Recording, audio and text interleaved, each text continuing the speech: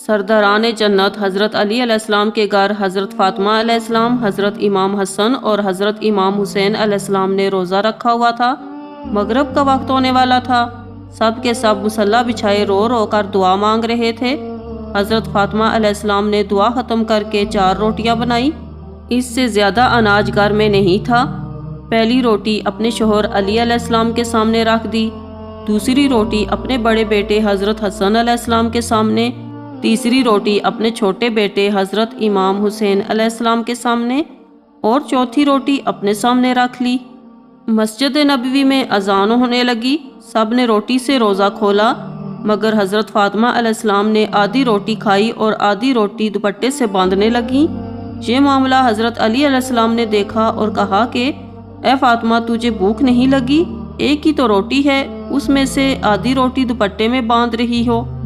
فاطمہ علیہ السلام نے کہا، یا علی، ہو سکتا ہے میرے بابا جان محمد صلی اللہ علیہ وآلہ وسلم کو افطاری میں کچھ نہ ملا ہو۔ وہ بیٹی کیسے کھائے گی جس کے باپ نے کچھ نہیں کھایا ہوگا؟ فاطمہ علیہ السلام دوپٹے میں روٹی باندھ کر چل پڑیں۔ ادھر سے پاک نبی صلی اللہ علیہ وآلہ وسلم مغرب کی نماز پڑھ کر آ رہے تھے۔ حضرت فاطمہ علیہ السلام کو دروازے پر کھڑا دیکھ کر حضور پاک نے کہا، اے فاطمہ، تم دروازے پر کیسے؟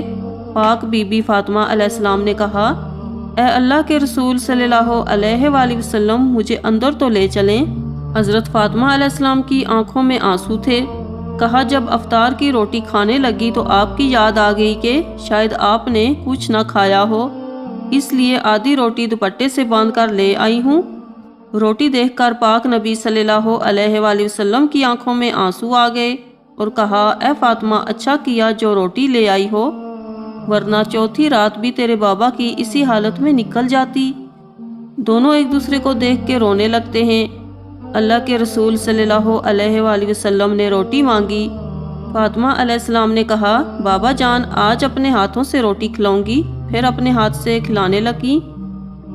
جب روٹی ختم ہو گئی تو حضرت فاطمہ علیہ السلام رونے لگتی ہیں۔ حضور صلی اللہ علیہ وآلہ وسلم نے دیکھا اور کہا کہ فاطمہ، اب کیوں روتی ہو؟ کہا، بابا جان، کل کیا ہوگا؟ کل کون کھلانے آئے گا؟